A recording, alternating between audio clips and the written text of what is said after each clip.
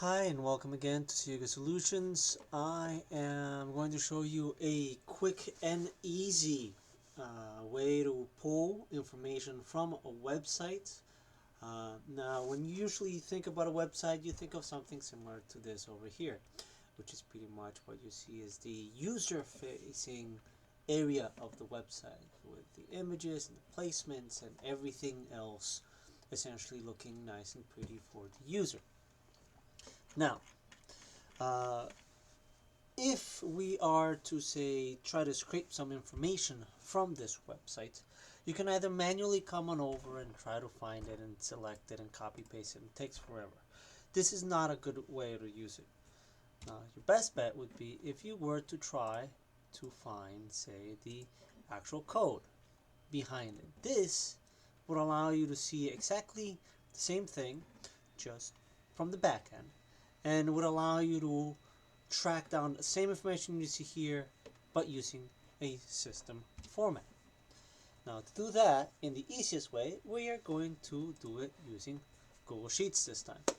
Now, we're going to start by opening up a Google Sheets. I have my little playpen over here where I can pretty much just mess around.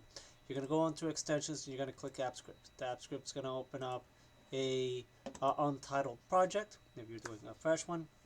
As you can see, I already have it preset over here. So what we're going to do is very simple. It is a very direct code, which is called URL fetch app. This is already something present within the AppScript world for Google. So all you would necessarily need to do is you designate the location that you'd like to pull the information from. You create your source text, because remember, we're hoping to get not the image version but the data version of the page that shows the code. And what we're going to do is essentially we're going to use the URL fetch app.fetch function. We're going to end up selecting as a separate variable the site so that you can update that as you see fit.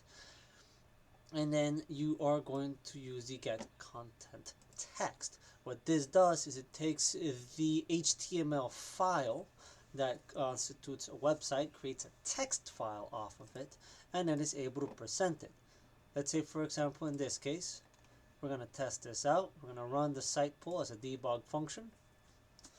As soon as it runs, you are going to see that the execution log, which is the reason I have this over here, the execution log is going to show you what you can read through as far as the text. Oh, pardon me, seems I have got to access the permissions. If you do run into this, you want to go ahead and do advanced. You're going to continue. That allows you to then go ahead and process. Now you'll see here in the execution log, let's bring this up a little bit. What we're looking at here is the front page of Siega Solutions WordPress, which is this guy. But you'll notice all of this, which has been pulled out, emulates exactly this guy. This is essentially pulling the same information that the websites see before it is parsed into the user-friendly version. Since this is all text and it follows a particular pattern, HTML, then what you can do is then pull this information and parse it accordingly.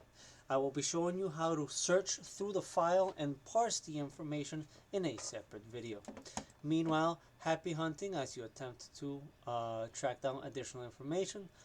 Like, for example, let's go with something nice and simple, and because you'll be able to just simply change this and give it another run. This will function with any website you'll see. It'll pull all the HTML.